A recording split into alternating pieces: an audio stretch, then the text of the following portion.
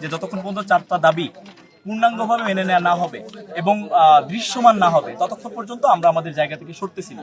এটা হচ্ছে আমাদের লাস্ট অবস্থা, লাস্ট স্টেটমেন্ট। দাবিগুলো আরেকবার এবং আমাদেরকে যেটা বলা হয়েছে, আমাদের প্রথম দাবি হচ্ছে যে অভিযোগ থেকে সশরীরে উপস্থিত হতে হবে। 2 নাম্বার হচ্ছে সে যেহেতু ঘুষ গ্রহণ করছে তাকে প্রাতিষ্ঠানিকভাবে শাস্তির ব্যবস্থা করতে হবে এবং সে অ্যাটেম্প টু মার্ডারের যে চেষ্টা করছে, মার্ডারের যে অ্যাটেম্পটা নিছে এটার জন্য তাকে রেল কর্তৃপক্ষ বাদী হয়ে তার বিরুদ্ধে মামলা করবে। 3 নাম্বার হচ্ছে আমার ভিকটিমের শারীরিকভাবে মানসিকভাবে হেনস্থা করা হয়েছে তাকে ক্ষতিপূরণ দিতে হবে উপযুক্ত।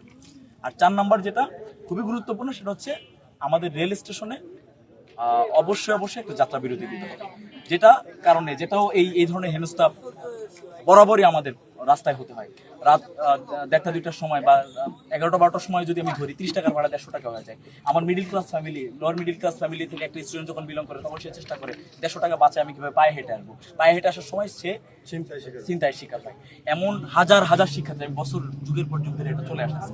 তো এইটা করতে হাতি ঘোড়া লাগবে না, এটা করতে আইন পাস করার দরকার নেই। একটা যাত্রা বিরতি দিবে দূরপাল্লার ট্রেনগুলো শুধুমাত্র। এই 4টা দাবি আমাদের কাছে এবং আমি বিশ্বাস করি যে এইটার জন্য মন্ত্রণালয় পর্যন্ত যাওয়ার দরকার নেই। এটার জন্য এরা সিদ্ধান্ত নিতে পারে, মহাব্যবস্থাপক পর্যন্ত কি এরা সিদ্ধান্ত নিতে পারে। সর্বশেষ যে পরিস্থিতি এখন আমাদের শিক্ষার্থীদের যে দাবিগুলো ছিল, দাবিগুলো নিয়ে ওনারাও পর্যালোচনা করেছেন, ওনারা কিছু অ্যাকশনও নিয়েছেন। সত্যিকার যেরকম যে অভিযুক্ত তার কিন্তু স্থগিত অবস্থায় চাকরি থেকে অব্যাহতি দিয়েছেন সাময়িকভাবে এবং শিক্ষার্থীরা আরও যে দাবিগুলো আছে তার সঙ্গে একমত। সেইগুলো নিয়েই এখন যেটা আমাদের দ্রুত সমাধান হলো না আর কি, আমরা চাচ্ছিলাম যে অন্তত এই ট্রেনটা যদি ছাড়তে পারি।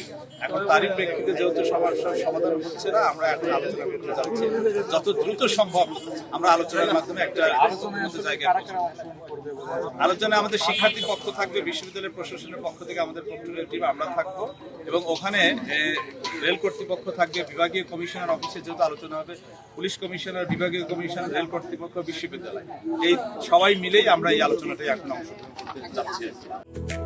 ফুডেলা হাসছে আজ মমতা। ফুডেলা একটি নাবিল পণ্য।